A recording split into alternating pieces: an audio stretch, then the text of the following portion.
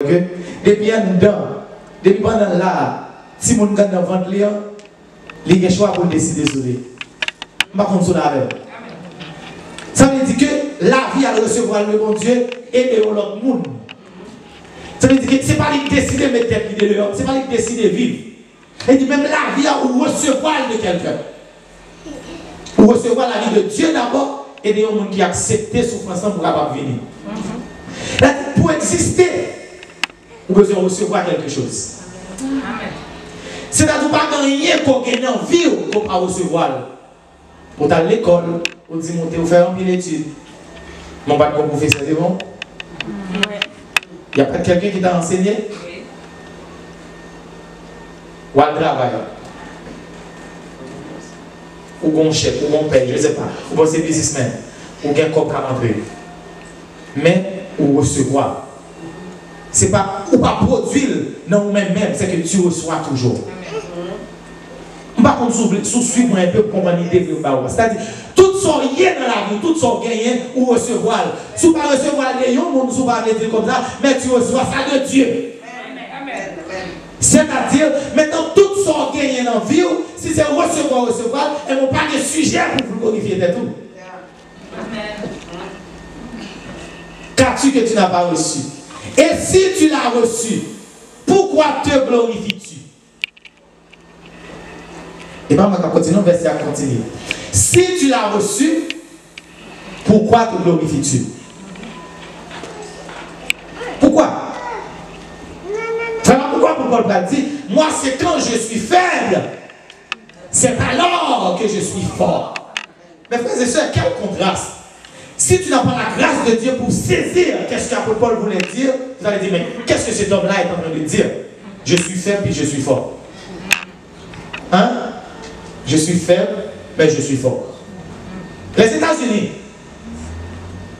pour garder force, dans beaucoup de pays où ils mettent des bases militaires, il y a une présence dans le pays pour capable garder puissance. Elle dit à ce que nous c'est prêter comme, mais il faut le garder comme dans la caisse. Pour garder puissance, parce que nous avons besoin de ça fait puissance. Maintenant, Dieu veut dire, non, toi si tu veux être fort, sois faible. Parce que quand tu es fort, moi je me retire, parce que tu es capable. Mais quand tu es faible, c'est alors que moi je vais intervenir. Et quand moi je vais intervenir, tu vas dépasser la force de toutes les personnes qui se croient être fortes. Amen. Amen. Goliath était fort. Il était devant toute une armée. Il a donné des défis. Il a dit, je n'ai pas besoin de lutter avec toute une armée. J'ai besoin juste d'une seule personne si vous voulez. Qui va se battre avec moi. David n'était pas dans l'armée, c'était un berger. Il n'était même pas invité, mais il était venu pour apporter la nourriture pour ses frères qui étaient dans l'armée. En arrivant, il a vu cet homme, mais plus c'était un chrétien qui donnait des défis. Il a dit, mais qui est cet homme? C'était circoncis, qui ose blasphémer le nom de Dieu. Est-ce que tu vois quand tu prends la position pour Dieu?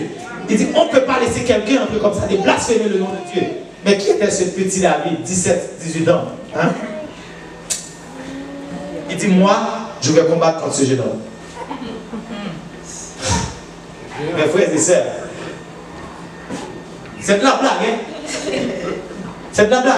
Pour petit sac là, par contre, Jéden, je sais, t'as dit, voilà combien qu'on fait Clarence. Donc, c'est pure folie. Pas vrai? C'est de la blague. Nous ne pouvons même prendre au sérieux. Parce que comment on va le faire?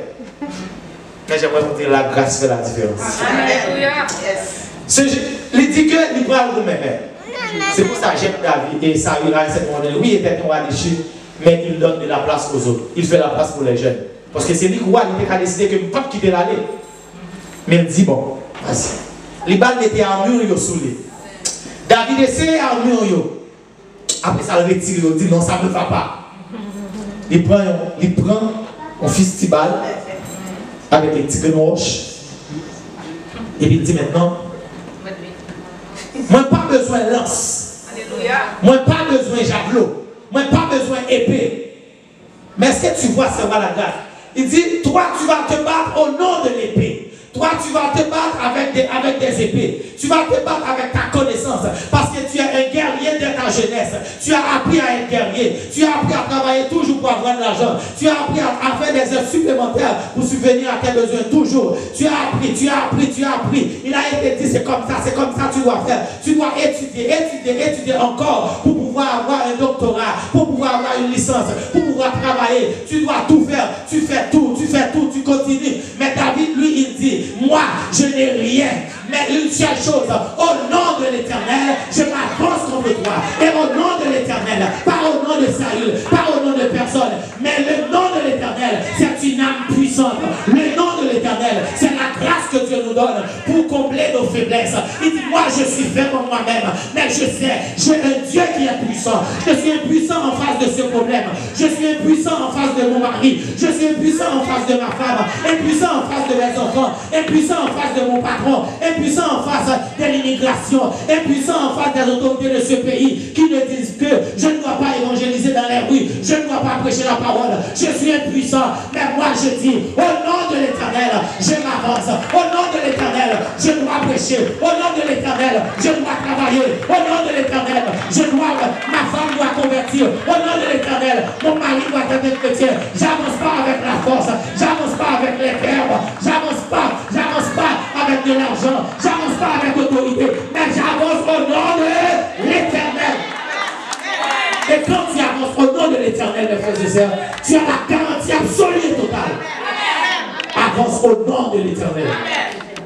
Quand je suis faible, c'est alors, mes frères et sœurs, quand tu as compris ça là, tu vas arrêter d'être orgueilleux.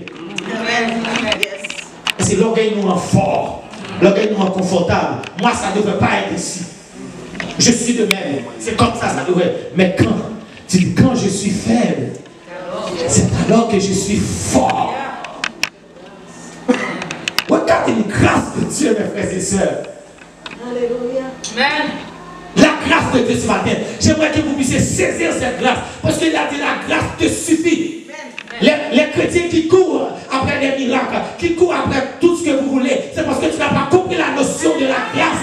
Parce que Dieu t'a donné la grâce. La grâce que Dieu me donne comme pasteur, Dieu te l'a donné aussi. C'est la même chose. Tu n'as pas besoin de notre grâce. Tu as la grâce de Dieu. La grâce de Dieu pour parler à toi-même. La grâce de Dieu pour parler à ton problème.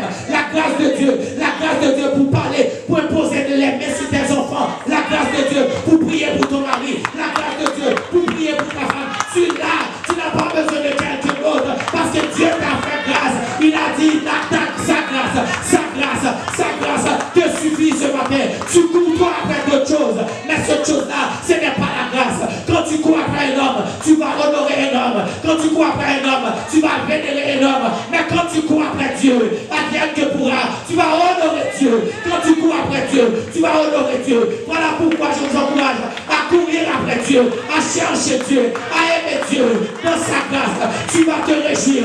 Dans sa grâce, tu vas être heureux. Dans sa grâce, tu vas voir la différence. Car sa grâce te suffit. Ça te suffit. Et quand vous comprenez, c'est suffit, c'est suffit. Tout ça prend plus ça par la dame. Alléluia. Elle ne va pas dire rien. Quand on récipient plein, on vide de l'eau en plein. Quand il vient dans la capacité, toute l'eau va tomber. Parce qu'il suffit. Il est plein. Grâce à mon Dieu, plein. Amen. Mais est-ce qu'on comprend ça? Amen.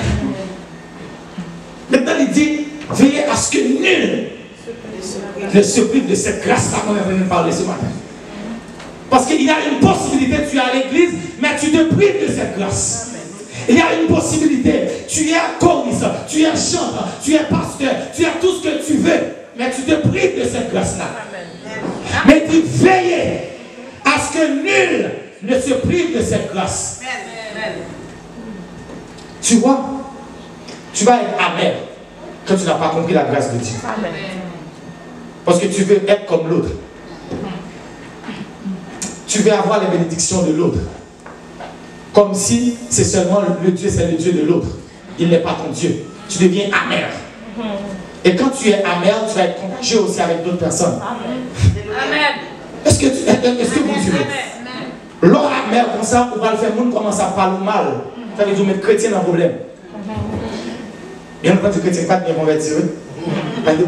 Parce que l'organe de frère amer, mais qu'est-ce qu'il a? Et vous parlez de l'autre, ça vous dit, moi frère amer, il parle même, ça passe. L'or commence à tomber dans le commérage. Est-ce que tu vois? Oui, ma soeur, il est tombé dans le commérage parce qu'il parle de ton chrétien accompli, mais c'est à cause de toi. Parce que l'or vient là pas supposé amer. Il ne va même les tout venir là. Lorsque les chrétiens sont toujours supposés joyeux, toujours content. Quoi qu'il arrive, quel que soit. Parce que lorsqu'on a un problème, nous gagnons pas de problème, pas. Mais c'est un problème, mon Dieu. Parce que moi, je vis dans la grâce. Je suis à l'intérieur de la grâce. Je ne me préoccupe pas de ces choses-là. Parce que la grâce s'en occupe. Et c'est ça, Dieu veut. On ne peut pas être amer. Et il a dit, il ne faut pas des profanes et impudiques. Comme qui est-ce comme Ésaü. Est-ce que vous montrer pour moi, s'il vous plaît, il ne faut pas être des profanes et des impudiques comme Ésaü, qui pour un plat, wow, il ne faut pas être des profanes et des impudiques. Qui sera qui est un profane? Comment Ésaü est profane? Parce que dit parle de impudique, normalement, c'est le monde qui dans débauche, sur des caddies. Mais là, nous allons voir, c'est pas une débauche physique, mais c'est une débauche spirituelle. Parce que, droit d'aînesse là, son position, son autorité liée. Droit d'aînesse là, j'aime dire son identité liée. De même que leurs chrétiens, son identité pour gagner, droit d'aînesse là, son identité qui est liée pour premier-né en Israël. C'est-à-dire toute bénédiction qui va gagner, c'est vous qui gagnez droit avec eux. Tout bon bagaille et ça.